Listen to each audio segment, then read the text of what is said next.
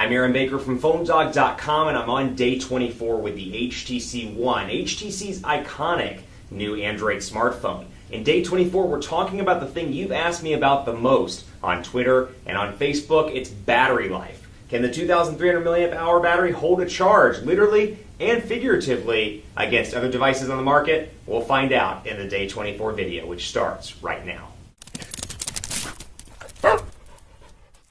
If my Twitter feed's any indication, this is what you've been waiting for with the HTC One 30-day challenge. It's the battery portion of the challenge. Now, if you remember, this has a 2,300 milliamp hour non-removable battery, meaning you can't remove it to replace it with another battery when you're traveling, when you're going in an airplane, when you're on the road, whatever the case may be. If you're a road warrior for work, your battery is in the device and it's not going anywhere. Now, that said, a huge thing in the past couple of years have been battery chargers, portable battery chargers. HTC actually sells one, not in the US, I believe it's in Asia markets, that provides 6,000 milliamp hours of a charge. So when you're on the road, you can take something like that and charge it up, just plug in the USB cable, plug it into the battery charger, and you're good to go. So, less and less of a concern is that non-removable battery, and honestly, I can't, quite frankly, I can't figure out why it's such a concern on Twitter, on Facebook. Yes, I understand that, some people want to pull the battery, and sometimes Android needs a battery pull, but honestly, with the reset options available, unless you're potentially hacking, rooting, modding, I really can't see a use case where it's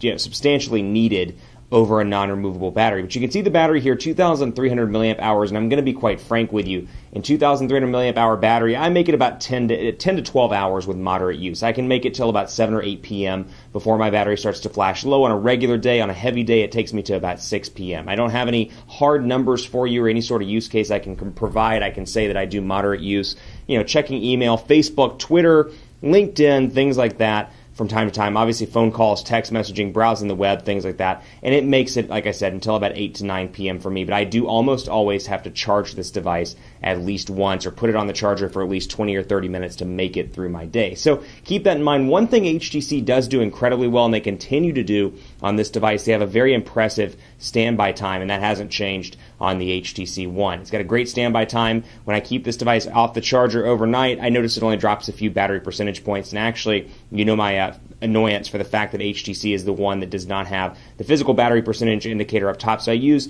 battery life by Curvefish, and it shows me right now I have 90% battery life remaining. So battery life decent, and again, keeping in mind what you're coming from here. I mean, for example, I'm coming from the Galaxy Note 2, so I'm used to a gigantic 3,100 milliamp hour battery. So it's all economies of scale. If you're coming from a Chevy Tahoe, for example, and you drop to a Toyota Corolla, you're going to notice a size difference. You're going to be used to having a big car, and then you go to a small car. But there are benefits of that, much like there are benefits here. For example, this is more pocketable than the Note 2, and obviously from a design perspective, a lot of people like the metal. It's definitely, from a metal and glass perspective, more beautiful than the Note 2. Obviously, beauty is very subjective, but in terms of metal, in terms of overall materials use, this is going to be very popular. So the trade-offs, it all depends on what's most important to you. You want to trade it off and go with metal, go with a slightly smaller battery, but go with a device that's more pocketable. This is going to be a unique device for you, and it's something that's really going to turn heads. If a battery is important to you, you're like me, you're constantly on the road, perhaps 2,300 milliamp hours is a little bit too small. Though that said,